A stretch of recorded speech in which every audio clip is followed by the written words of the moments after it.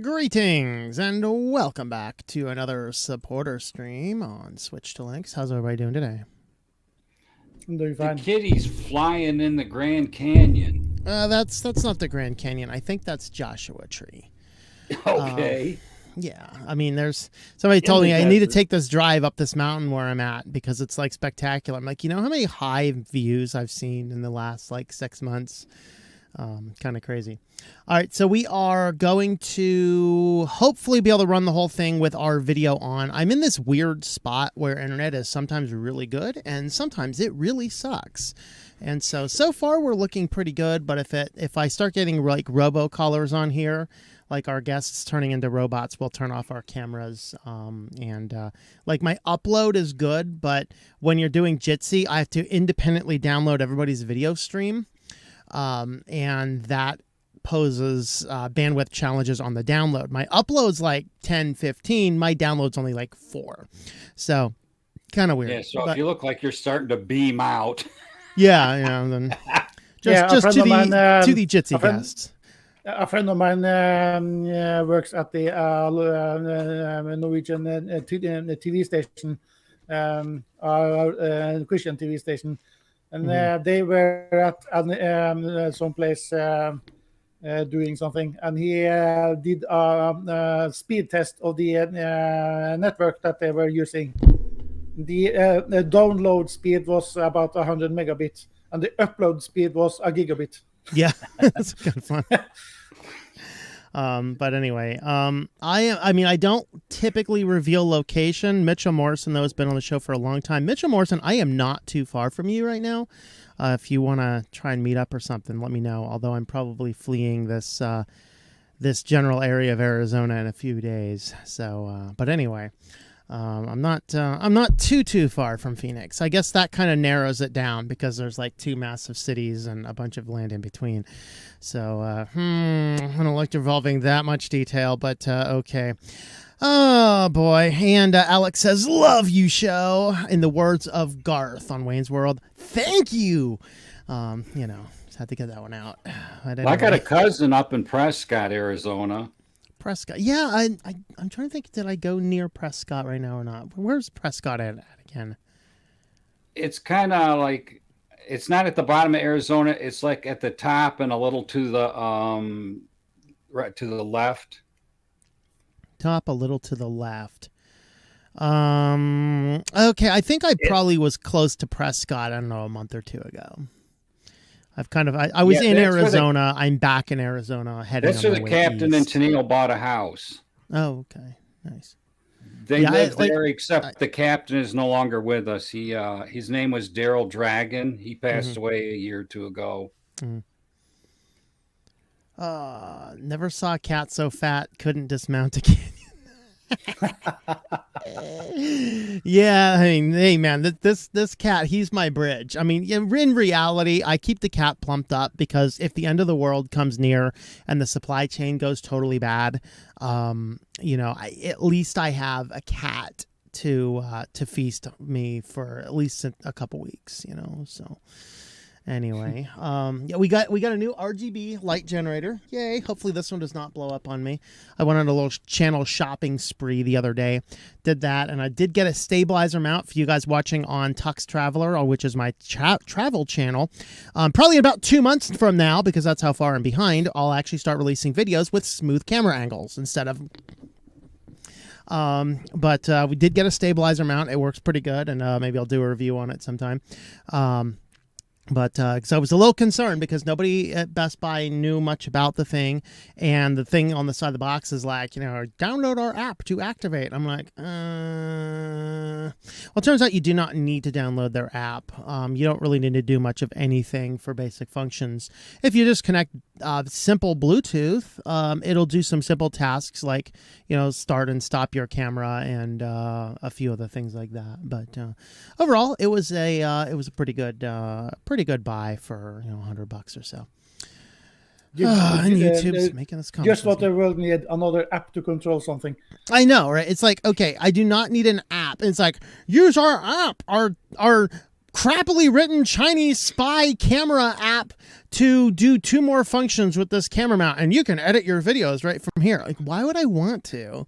There is a huge debate among certain sections of the public in Norway about electric cars, because you have to, in order to pay for the charger. We're getting robo, so let's drop our video qualities down to, let's try low first. And OBS is teetering with buffering, so. Uh-oh. And that's an unflattering view. I think we lost him. All right. We got a froze. You look like you're picking your nose. Like, oh dear. Are you back? Yeah, I've already dropped your camera qualities down to, like, let's just try the low, like, not the low bandwidth, which completely turns off the camera. We're back now. We had a little bit of a buffer, but anyway, you were saying there was a debate on the electric cars. Because at least in Norway, and I think also in Sweden, if the only way to pay for electric charging of the vehicles, electric vehicles, is to have an app in order to pay.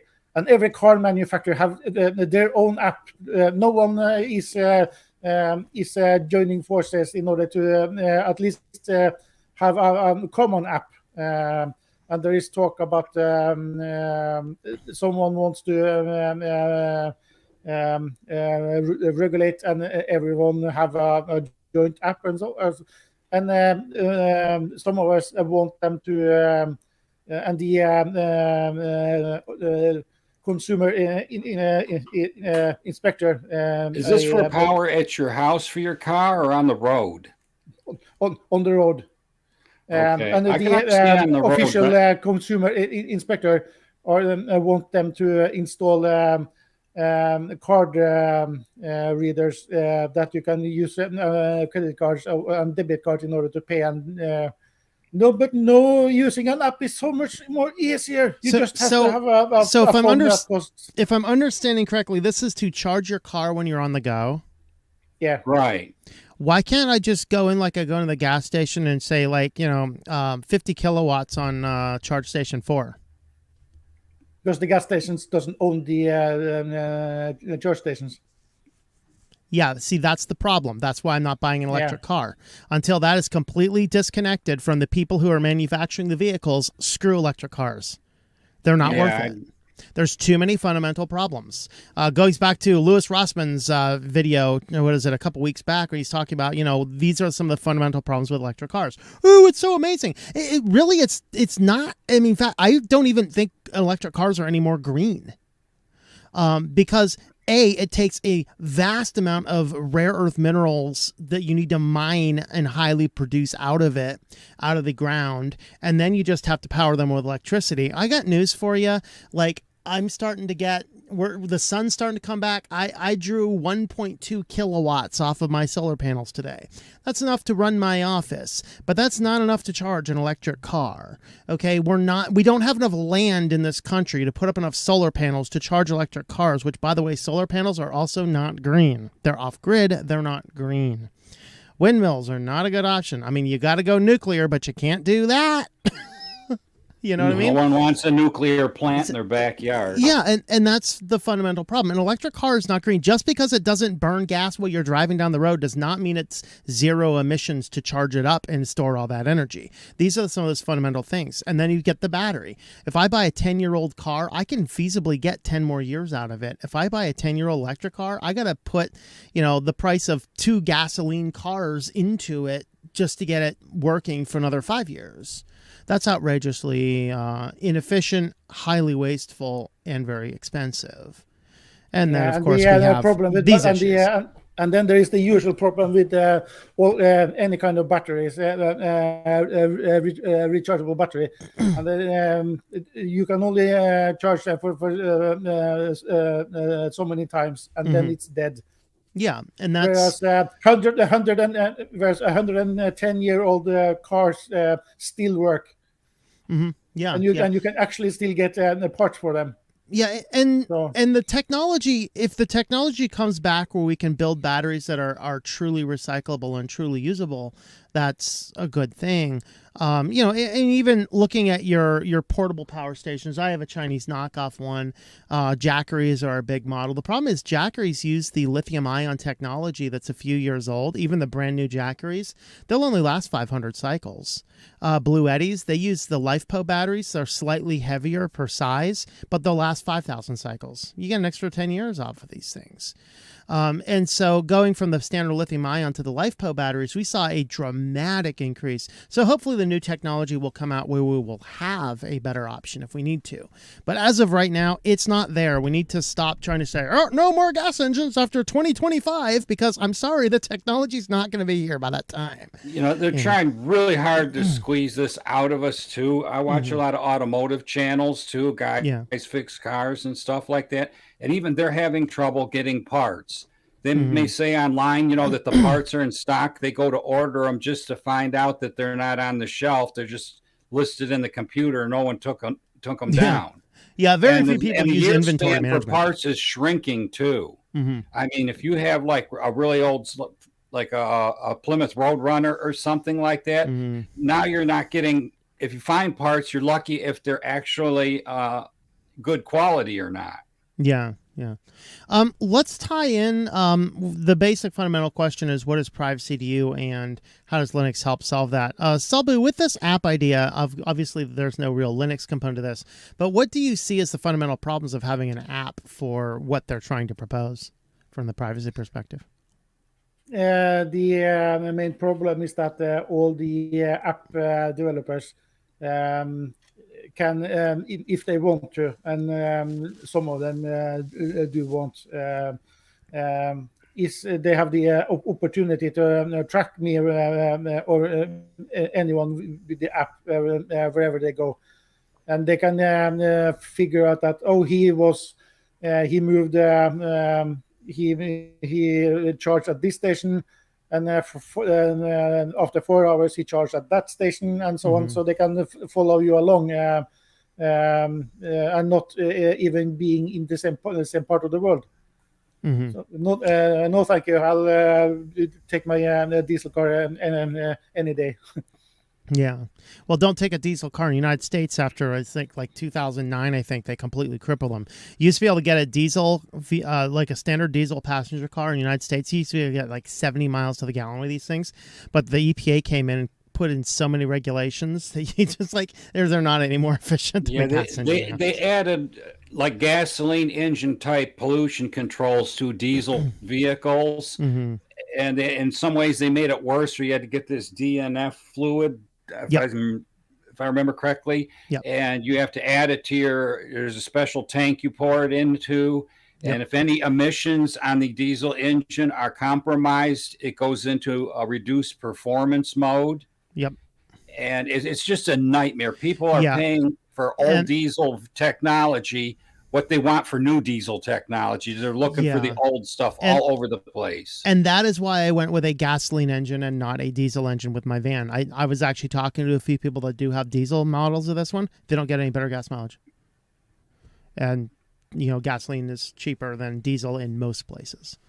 Probably if it's a modern diesel. If it's a modern diesel engine, it's not made like an old-fashioned diesel engine, meaning it's not, the engine block is not as strong. The engine will wear out much quicker. If you get 100,000 miles on a diesel van, you're doing good. But on the gasoline ones, you can get 200,000-300,000 on them without a problem. Let me go back through the comments, and we're going to get off of cars and stuff and actually get to our topic, which is privacy. I know the people come here for the supporter stream like, these guys ramble on and on without being on topic for like 20 minutes. I know, but it's fun. All right. Anyway, so let's see. Looks like he's ready for number 2. That's what Dan said. Yeah, he's got some stinky ones right now, I'll tell you. He's got some runny, stinky turds and blah. Just clean out the litter box. Got the kitty come in. Oh, Lord. Clean box. Let's take a dump in it. Yeah. Like the beard. Where's the cat? He's over there right now. Got one that way, and I got one that batteries way. in cars works quite well. Oh, What's yeah, that? get in an accident in the middle of town, there's a big mushroom cloud. Yeah, I think there's a reason why nuclear-powered cars didn't take off. Yeah. Tesla shipping cars up, right? Yeah, we covered that. Alex wants us to introduce the guests. This is Dan. Hi, Dan. And this is Solbu. Hi, from Norway. All right. Don't forget the windmill blades can't be recycled. Yeah. So, like, why can the windmill blades not be recycled? Can any of you guys know about that? There is the composition of the material, so they can't be reused for some reason. I know when they have the blades, they're going down the freeway on the back of the truck. They almost need a police escort to actually, transport them. Most of the ones that I have seen do have a police escort, at least through some jurisdictions. Yeah, but that is often because of they are so humongously long. Right. That's what I was driving at. An app for privacy sounds like Management Unleashed. That's right. All right. Whatever happened to biodiesel? Yeah, I mean biodiesel became too cumbersome with the new auto diesel regulations. I mean, yeah, the advantage of biodiesel. Yeah, the advantage of biodiesel is you can make diesel out of used French fry oil if you needed to, but not with the modern technology. Like, oh no, that burns too dirty, man. Like, yeah, plugs up the new catalytic converters they got on them. Yeah, they are still mandated in Norway, unfortunately. Yeah. All right, so let's go ahead and start in with our questions, which is, what is privacy to you, and how does Linux help with that? Whoever would like to go first. So I've been using Linux, and my first trial was in '98, and then I started regularly in 2001. For me, it's the ability to decide what I want to have installed without the operating system developer telling me I have to have this installed, or I'm not having a valid license, or some stuff. So it's and when I have control of what I want to have installed, then I also have some control of what goes out from my system. So, but it's easier for me being an operating system developer and a packager for a Linux distribution. So it's easier for me to recompile and in the proper way. But yeah. Mm-hmm. Okay. Dan, what is privacy to you, and how does Linux help you with that? Well, this has kind of got a story behind it. I was on Windows 7 for quite a while, and then I got an update in Windows 7 that nagged me, that wanted me to actually upgrade to Windows 10. And I did some reading, and I found out how to remove that update, so it quit nagging me. But in the process, I actually went and downloaded a fresh, this was in 2016, so it was a freshly beginning to Windows 10 when it was starting to become popular. Probably more like the beginning of Windows 10. And I downloaded the ISO, and I got a separate hard drive, and I put it in my notebook computer, and I started to install it, and it got me to a point where I got to the end users agreement and licensing. And I opened this thing up, and it was so full of legal, it was made so people couldn't understand what it really meant. But it basically, and it would take you 10 years to actually read it. Right. Section A, subsection B of 1 of, C and all that stuff. But the it had the buzzwords in it enough that I knew what it really meant. It basically said that Windows is going to collect telemetry from your computers. There's another section that Windows has the right to disable any software in your computer that thinks that you do not have the license to it. And it just went on and on and on with that kind of stuff, and Microsoft reserves the right to look at your files. Mm-hmm. And like, okay, this has gone far enough, and this is a point where I started getting an awakening on what privacy really meant. I didn't give it much thought before I got to this point. So I put the Windows 10 away for a while, and I had tried this thing back in like 2014 just to look at, called Ubuntu. I had installed it on a hard drive, shoved it in the machine, played with it. It was probably Unity. I think it was a 14 something. Yeah, that'd be Unity at that time. And I'm trying to do stuff with it, and I'm like, this isn't going to work for me because there's not enough software that covers what I do in Windows 7. And it's a nice toy, but it's just not ready for me, or I'm not ready for it. So I put it away back then. And then when I came around to this incident with Windows 10, trying it out and reading the license agreement, that kind of like gave me a second thought. Maybe I can find a way to somehow make Linux work, because I don't want Microsoft in my box that I built and paid for. And, I don't want them roaming around in something I own and taking control of it and spying on me. So I started, I took another look at Ubuntu, and, after that, it's like, this ain't quite the desktop I'm really used to. And then I started hopping around and, trying different distros. Then I started getting into the groups on the internet like yourself and stuff like that, watching their videos, becoming part of their family and stuff like that. And, I landed on Linux Mint for a while. I tried it and I liked it. And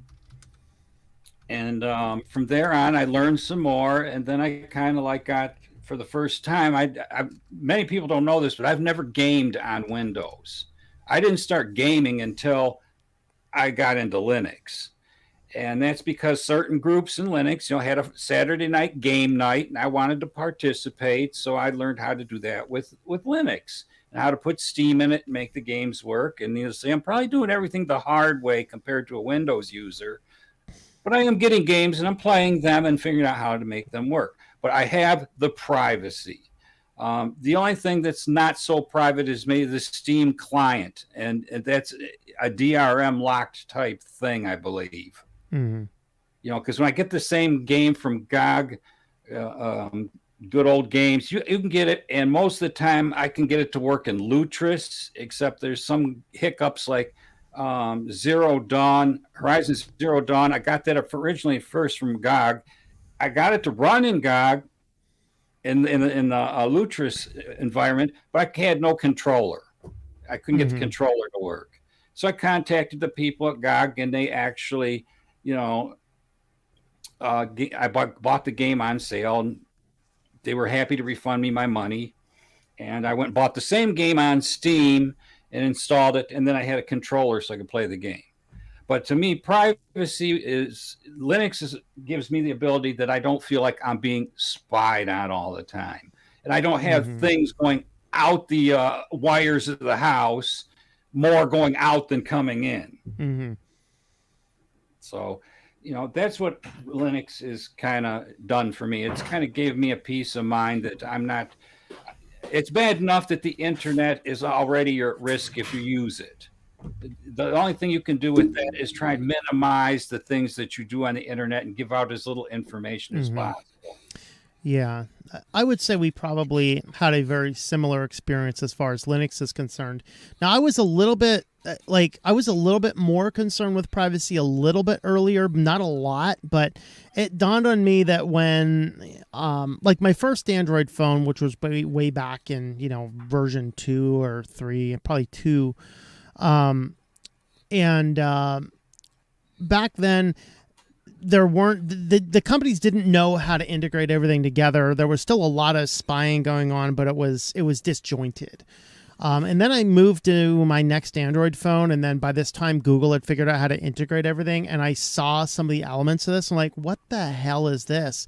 And actually that's when I went to Apple, because the iPhone was better for the privacy in that respect, had a lot better isolation and things like that. And that's why I used iPhones I think I used them for maybe 4 years 5 years, somewhere around there. Yeah, I'm on that trap too. Yeah, I started with an iPad, and then after an Yeah. iPad and I got used to it, I went and got an iPhone 5. I used that for many years. I loved it. I thought I was somewhat secure with it.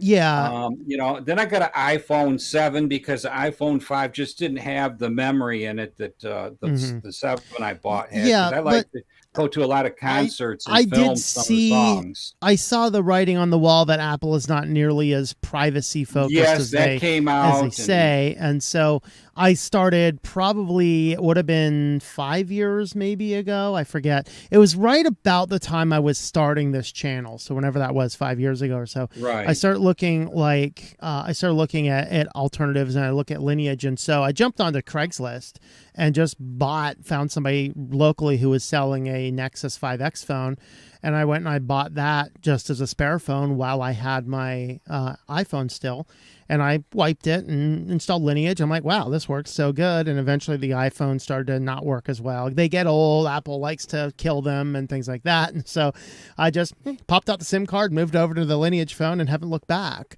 So I'm using Lineage as my primary. My secondary phone is Resurrection, and I have a spare backup phone which runs EOS. The iPhone has a lot of things an older person like me could appreciate, even though it is a snitch in other departments. That's why I continue to use it. If I need to spell something complicated, all I got to pick it up is ask it, and they'll tell me how to spell it or something like that. I use the weather apps on the phone because they're very accurate for where I'm at. There are some things on the phone that I do appreciate and use, but I won't go past that and start installing games. And games where we get in real troubles with any device as far as a Google or Apple. You don't know what's in the games. And and if you catch Techlore's privacy report episodes, I think it was the last one they did. They actually looked at a lot of Apple apps were audited and found that they are not enforcing all the privacy stuff. A whole lot of apps are doing a whole lot more spying than their little privacy score will lead you to believe. Well, the way I treat it, this is a tool. This is not a gaming machine. It is simply a tool for me, and that's it. Yeah, and so with the phone and stuff out of the way, I came to the same conclusion. I started seeing what was going on with Windows 10. I'm like, I'm not using Windows 10. I mean, prior to starting this channel, I was simply a little web developer that did very advanced and meticulous custom WordPress design development stuff. And for me, it's just like whatever I need to be able to do that and then do the things that I like to do. So what do I do that's not related to work on a computer? Well, I keep a budget on a spreadsheet. LibreOffice completely replaces Excel, no problem. I like watching, I guess I'd watch YouTube videos and things like that. At that time, I wasn't actually watching a lot of movies or anything on the computer. I had a TV if I wanted to watch a movie. It was very inconvenient, so I never really watched many movies and things. But then I was like, wow, on Linux I can do things like I can build a server with Linux and put movies on a server and watch my own private movies from anywhere in my house. Well, that's convenient. Maybe I'll start watching more movies. So just an FYI for you guys in the movie industry that might be watching this, I buy a whole lot more movies from the movie industry now on DVD now that I have the ability to watch my movies on all my devices. I was not buying movies when it was inconvenient. Now it's convenient, so I buy movies. And I switched over to Linux for the privacy element. And I stayed because, man, is it so amazing. Right. I haven't booted up a Windows computer in I don't know how long. I have one on board. I have a Surface Pro 1 on board that runs Windows 10 in case I need to look at something for a client. I have a Mac OS in case I need to look at something. But even that's getting so old because I'm not updating it any further. And so with that, eventually I'm just not going to be able to officially support Apple anymore because I'm not buying a new Apple, but Linux just does everything I need it to do. And it just made computing fun again. Yeah, I got a 60-inch TV in my living room. I haven't turned it on in probably 3 months. Yeah. And I have a notebook computer. It's not that old. I kind of upgraded it from an i5 to an i7 and stuff some more modern parts in it. Yeah. And I take that with these headphones, and I go lay on the couch and watch a movie or watch something on Netflix or Hulu instead of turning on the TV and wasting all that energy. Because I got a problem where I need glasses to see the TV now, which can be a nuisance. Yeah. I don't need glasses to see my arm's length. Yeah. There you go. Yeah. Anything else on the privacy element? Because there's actually some good tech questions in the audience that I think would be fun to cover. So anything else on privacy real quick? I think I've dumped my rant out. Just consider privacy. And then I guess the last thing I'll say is you don't realize how important your privacy is until you lose it.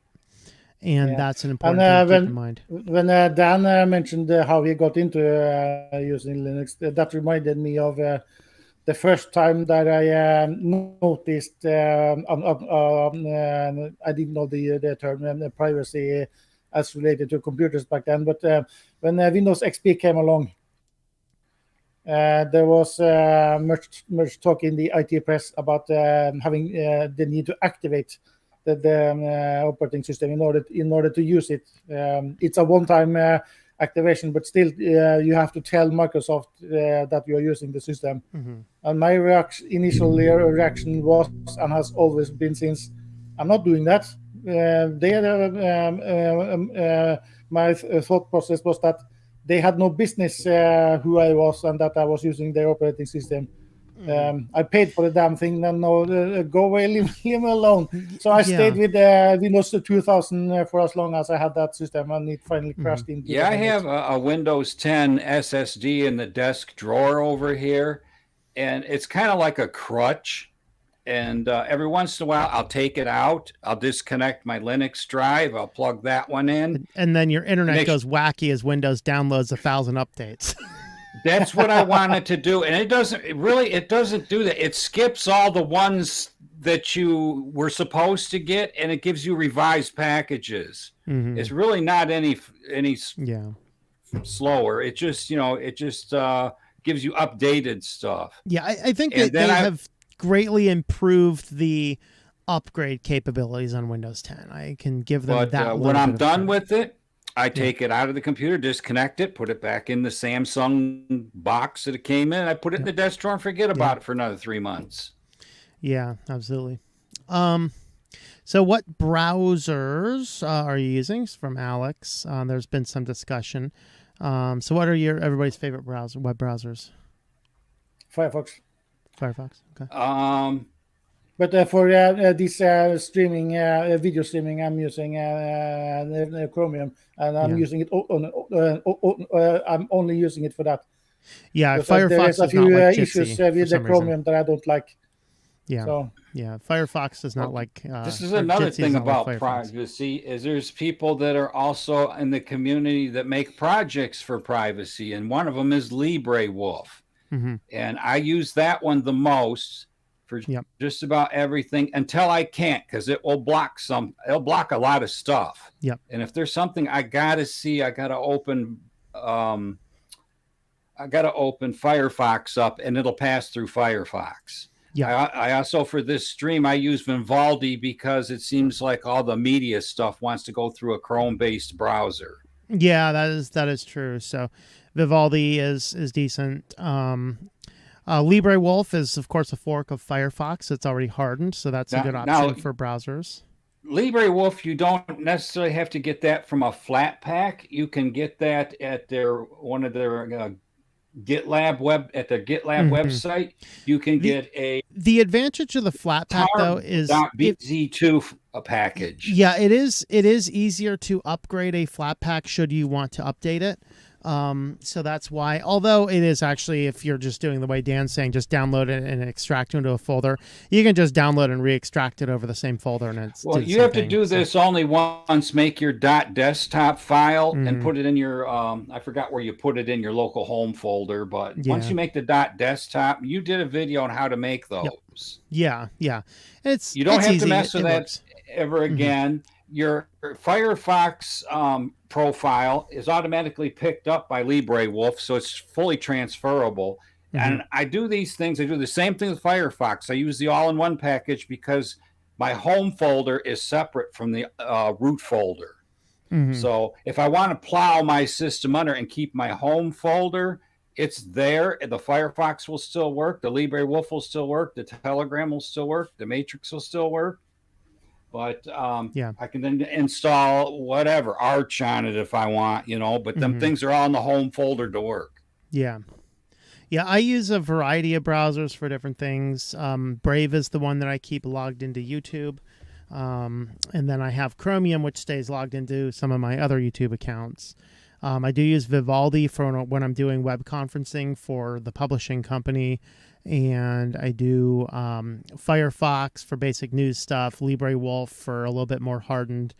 So I use a mishmash of browsers for different things. And I really like that separation because the separation makes sure that things are staying apart from each other. Do you add anything like uBlock Origin or Privacy Badger to them? So right now I'm testing out StartPage last week released a new privacy browser plugin. I'm testing that out right now on that Firefox, which actually works pretty good. So it uses some of the code from Privacy Browser, uses some uBlock Origin type stuff. It sets your default search engine to StartPage, which could be controversial. Some people may not want that. Although, depending on your system, it usually asks you before it makes that change. Yeah, I finally switched to StartPage too because DuckDuckGo just does not have as much deep material when you're looking for like a Linux fix or something. Yeah, you're not getting all of it with DuckDuckGo. And that's all good stuff. So overall, I'm a guy, I do not like browser extensions. It's like WordPress plugins. That is where your vulnerabilities are going to come from more often than not. Firefox does a very good job at keeping the security holes out, but if the plugins and add-ons and extensions are not being updated, and they frequently are not, or they are much smaller teams, that is where hackers are going to get in your system. So I would prefer not to use plugins as much as conceivably possible. Yeah, I had to when I still had the Windows, I used the Opera browser, which was before Vivaldi, I preferred that because of the ability of the keyboard navigation. They had by pressing the F12 key. You got a short menu of where you could turn off JavaScript, turn off Java, turn off cookies, third-party cookies, and so on. So I used that 15, 20 times within 2 hours of doing something. Coming to the Firefox, I had to find plugins in order to do the same thing. So that's one thing that I miss from the old Opera browser is the F12 functionality. But so I have I just counted currently I had the visible icons from the various plugins that I have in Firefox, 26. Yeah. Thoughts on Jitsi? Well, we're using Jitsi here. I know a lot of people are like Skype or Google or all that. We used some of those in the past, but no, we're using Jitsi, and this one is actually self-hosted on my private servers. So I feel a lot better about it that it's privately hosted, and I control all of the logs and the backends and the SSLs and things like that. As far as just using Jitsi, I think it's good if you need to do a quick conference with somebody. It's jit.c, I think. Is that right? Or is it jitsi.me? I forget. Anyway, you can find a public already hosted Jitsi and just create a room and do that. So that is, I like Jitsi. I think it's going to be your best of your easiest web conferences. That's not going to give you a lot of limitations. It does have a few of its drawbacks, but if you're really focused on privacy and security, Jitsi is definitely one of the best places to go. Yeah, it is like Richard Stallman keeps saying for 30 years almost that freedom is worth the inconvenience. Yes, and I completely agree with that. Couple other questions here. I guess this is a little bit more complicated, but used Linux. How did I learn Linux? A little bit scared of the terminal. All right, so the best way to learn Linux is to use one of the distributions that you do not need to go into the terminal very much, and then you can slowly move your way into it. So Linux Mint is the best option, and you can, I have entire videos about getting started with it. Get yourself just a little USB drive. You can get them, in a local store for like $10-20, and you can install Linux directly to that drive, and then you can play around with it without impacting your current system. And then slowly, and then slowly experiment with the terminal and see what it does and things like that. Yeah, start with the terminal without using any sudo or command where you have to put a password in. Just use the standard stuff that's in there. Yeah, but this also brings up a point that some people find a little confusing, and that is when they are searching various forums for how to do this and that in Linux, how to update, for instance. There are just as many ways to update as there are distributions. That's where you get into a lot of problems between distributions. But different distributions have a different command to update your system.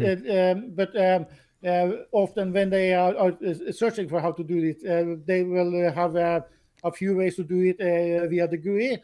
Or they have one long or short command to do in the terminal. And doing it in the terminal has the advantage that it will work almost regardless of what distribution you are using. The main difference is if you're using... Just read those warning screens so you don't kill your desktop environment. Yeah, that was a good one. Like Debian, it tends, when it wants to do updates through the GUI system, it wants you to restart the computer every time you do updates. And they're far and few between because it's Debian, It's Debian, yeah. But if you use the command line, you don't have to reboot the computer unless you're installing a new kernel. Yeah, and even that you don't have to, because the old kernel is not removed until you reboot into the new one. Well, if you get a new kernel and it's part of an update, it most likely has a security fix in it. So you but they don't. They recommend that you reboot, but they don't force you to do it like Microsoft does. Mm-hmm. Some distributions, though, are starting to get really annoying about forcing you to update or reboot after an update. Couple here thoughts on Brave. The browser itself is good. I have deep suspicions about the company behind it. I do not like the extra things they put in, like the backcoin and stuff like that. But as a good browser with a built-in privacy blocker, it's good and respectable, and it works well. So that's my general thoughts on Brave. How do I set up my own Jitsi server? If I don't have a video about that, I might. Maybe I do, maybe I don't. Mine's slightly more complicated. You would not want to do it the way I did mine. But go to Linode, create an account using my affiliate link, tlm.li/Linode, and create a new Linode and go to Marketplace and push Jitsi, and done. You have a Jitsi server. I really like the handbrake video you did this week. Oh, good. Yeah, I enjoyed that. I might be done with the GIMP tutorials for now because they are getting like only a couple hundred views on a channel where I average a few thousand on a given upload. So we're going to move over to other software rather than relying on rather than going on to the Jitsi or the GIMP tutorials, because there's just not enough interest on the channel and I only have so much time. So yeah, handbrake was a good choice because it is kind of overwhelming when you first started up and try and do something with it. Yeah, I should do that with a lot of different slow lower use software. Just familiarize people with some of the basics. And because a lot of people only think of Handbrake as this is what you use to make a copy of a DVD. And that's not the case. I actually use Handbrake a lot for doing other video manipulations if I don't want to mess with FFmpeg. Audacity is another one to probably make a video about. Yeah, but don't use the new one, use an older one. Keeping resolution stable on VMs. A lot of the resolution on problems on on VMs, like particularly in VirtualBox, more or less tend to be tied to the distribution itself. That's been my experience. Although this new VirtualBox 6, it sucks. I hate it. It is infinitely worse in every way than VirtualBox 5. So it's like there's a comment in the chat about from Commodore Fan 64 commenting that Core Linux was a pain to install on AMD hardware. Core Linux was the first. It was not the first distro that I tried, but it was the first that I used as a daily driver for 8 or 9 months until Norton Disk Doctor in Windows did something to my dual boot system. I still have a copy of the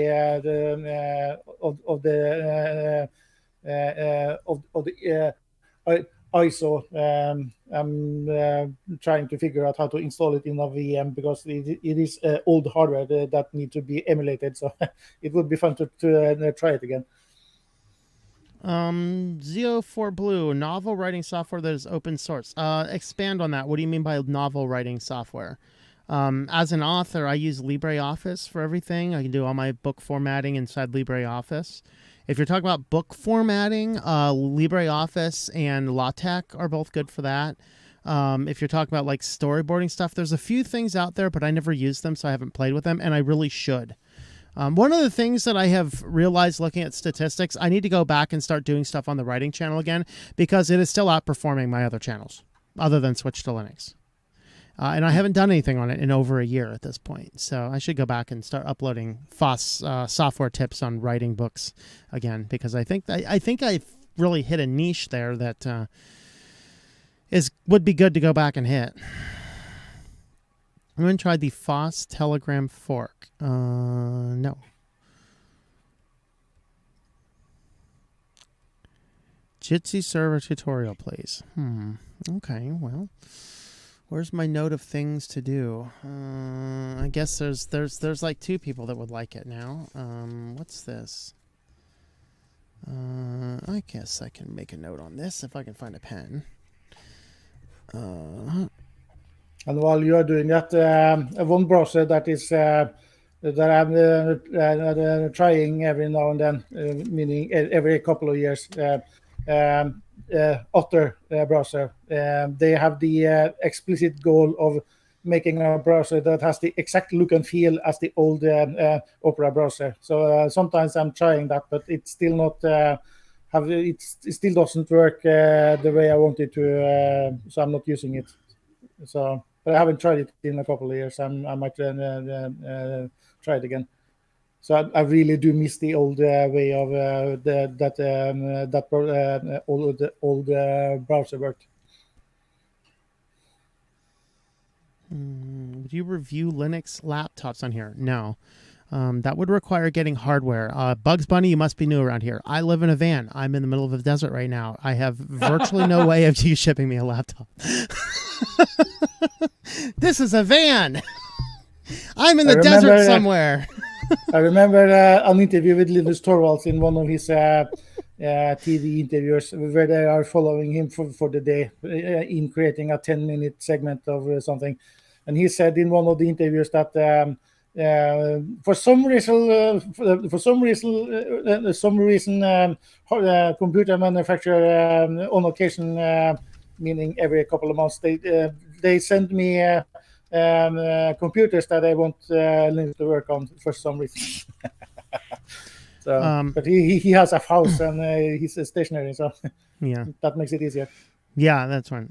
Living on the van is a privacy topic for sure. Yeah, I mean, I could. The downside about it is when I wasn't living in the van, my cell phone, my primary cell phone uses Mint Mobile, which is all connected to offline payments. And so that doesn't tie back to me super well, especially since I don't do anything on the phone other than basic communication. But here, to get internet in the van, we're using Verizon tied into, all that stuff because that's what Verizon wants. So you could theoretically track me. Although once I hit that power switch, the entire thing goes offline.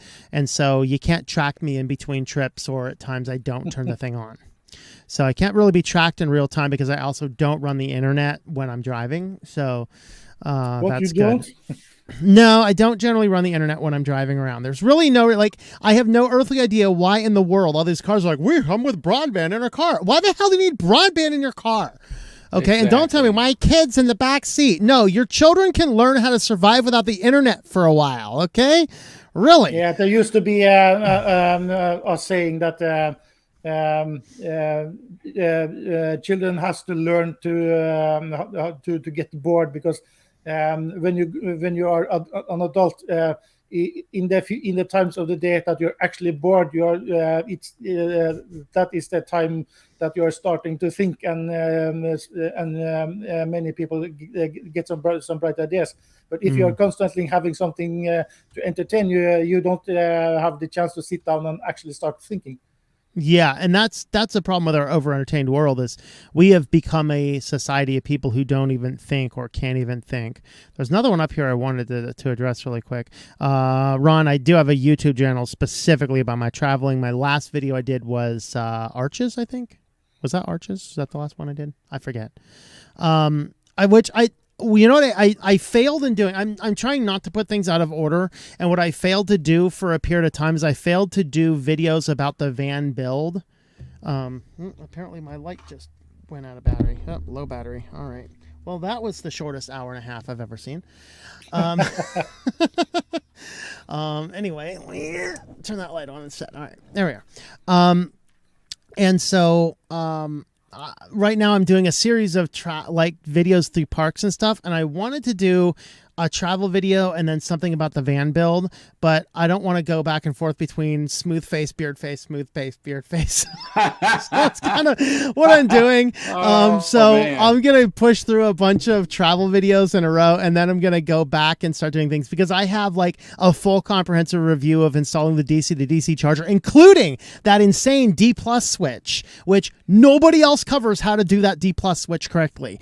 So I'm going to cover that. I did some fixing the bed because there were some build issues, and I see a few other things around here I want to fix up as well that we'll cover, but I'll get to those, and I'll get them into rotation. So occasionally I did do a few things, but I've been bad at filming daily life type stuff, which I would love to do. Just, hey, this is my typical life on the road when I'm not going anywhere. So maybe I'll try and do that tomorrow, which you guys will see, in like 3 months or something. I don't know. Like literally that video, the Arches video, that is time right before Thanksgiving. That's how far behind I am. So,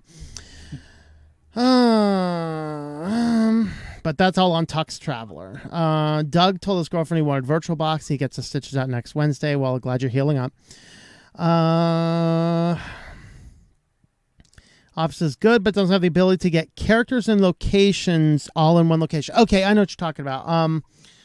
I think that there is some open source tools for that, but I can't remember what they are. ZeoBlue, I am going to write down to look for those, and then I might do that as a coming back to the writing stuff video channel, which would be good. I might have to sacrifice a Switch to Linux video a week to do the writing channel, though, just an FYI, but I don't know. I think it'd be worth it, though. It'd be worth it to have a couple monetized channels, especially since Switch to Linux can get a little saucy at times, and that's just about writing a book. So I don't imagine myself getting saucy on Writing Done Right. I mean, the Christian channel, I think we're actively trying to get it banned. I'll tell you what we're talking about there on that channel here tonight in a bit. But so basically I need a video for storyboarding, I think.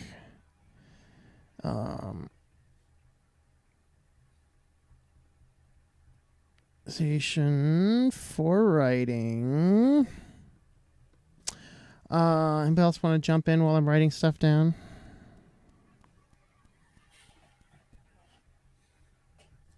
Okay. Apparently not. All right. Buddy, if you send them to him for free, he might like to. I mean, I have a business address. I'll get to him. I think I'll be back in my business address area sometime in March. And then you need a trailer to have to host all your mail. Yeah, no.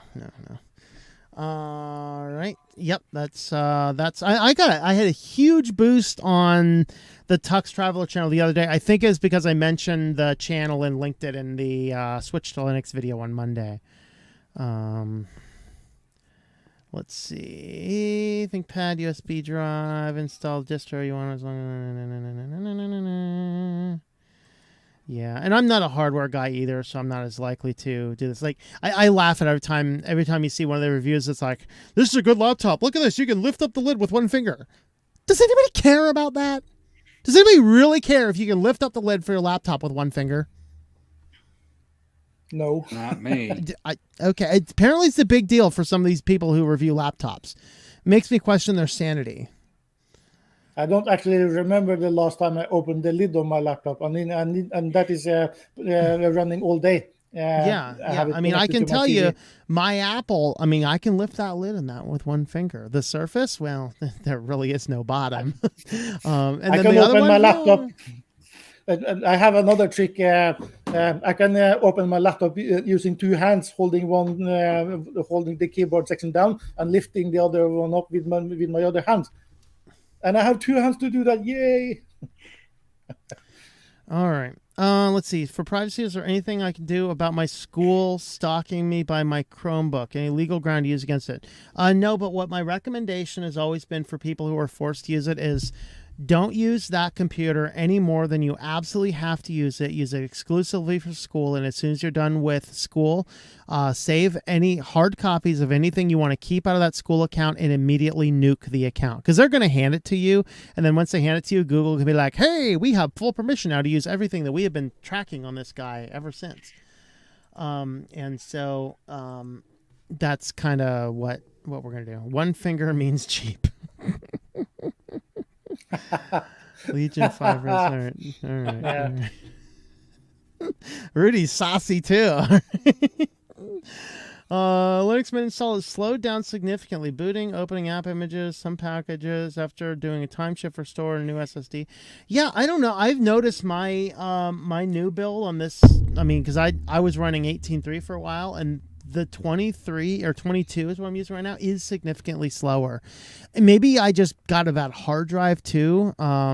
Maybe I could try getting a faster speed hard drive or something and do that. I don't want to do an SSD. I have bad experiences with SSDs, Linux Mint, and video production. The newer computers. distros have larger kernels, and there's more processes running through them. And that's why I kind of went down to Debian, because I get more frame rates on Debian than I do on Ubuntu. Because I've noticed the same thing. My Arch computer obviously is much more up to date. That one there is slow. It's not slow to use. That one is faster to use. But even Arch is kind of heavy for gaming unless you use their Zen kernel. Then you can do really well with it. The Zen kernel's got all the bloat removed from it. Yeah. All right. It's coming up on 8 o'clock, so we need to jump off. I have another stream at 9 o'clock on my Christian channel. We are doing drag queen Bible time over there, guys. There has been an increased proliferation of drag queens in the church, and we're going to talk about that. So you can head on over there if you like such things. If you think it's going to give you a low opinion of me, then we'll see you tomorrow on this channel for the weekly news roundup. But if you want to see about how the drag queens have been infiltrating the church, the Christian channel tonight, 9 p.m. Eastern Standard Time, the drag queen Bible time. Chrome OS will not let you play CDs and DVDs on it. Yeah, they probably lack codecs for it. Yeah, the DMR encryption stuff. Although if Chrome OS is really starting to try and behave like Linux, you should be able to install libdvd. See, what is that package and fix it from that? But I don't know. Yeah, it's easy to install it, and most likely it entails enabling the non-free repo or tainted repo, depending on the distribution. Mm-hmm. All right. It is 8, so let's give us our final words, and then we will jump on out. So, Selby, what are your final words? Yeah, so those who really care about privacy, Edward Snowden is one of those who is using exclusively Linux, and he uses and he used to use Tails. I think he switched after a while, but if you want to really use a secure distribution, look up what he is using. Yeah. And try that. Tails, cubes. If you like if you're like, I don't care about convenience at all, we are going to as secure as we can get, as private as we can get. Tails and cubes are your two options that are going to work best for you. Dan, final words. Well, compared to Windows, Linux gives you the best bang for your buck, I guess, for privacy. You have more control over your computer. Unlike Windows, you just can't uninstall Windows and then put a better Windows or another distribution of Windows or whatever in it. That sometimes is even tricky, especially, like if you wanted to go from Windows 8 to back down to 7, that was a hassle because of drivers. But with Linux, if you don't like one distro, you just go to a different one and try that one out. Or just switch desktops. Debian allows you to do that. Yeah. I have actually two desktops installed. I got Cinnamon and I got Mate installed. And when I sign in, I can select which one I want to use. I have to say, though, that the Cinnamon one performs better with games and dual monitors. I think it was the DistroTube who recently installed every possible desktop environment in order to show how the showcase and how they looked. That was an interesting logging screen. All right. I guess my final thought is, be a little inconvenient. Think about the privacy and keep that in mind. Of course, tomorrow is the International Privacy Day. I have a video coming out on Saturday since tomorrow is my weekly news roundup day. I'm not releasing a second video when I always try and have something on Saturday. So we will have one Saturday morning on privacy, but then tomorrow, 9 o'clock p.m. Eastern Standard Time on this channel for the weekly news roundup. And we will see you guys then, or over on the Christian channel tonight. That'd be fun too.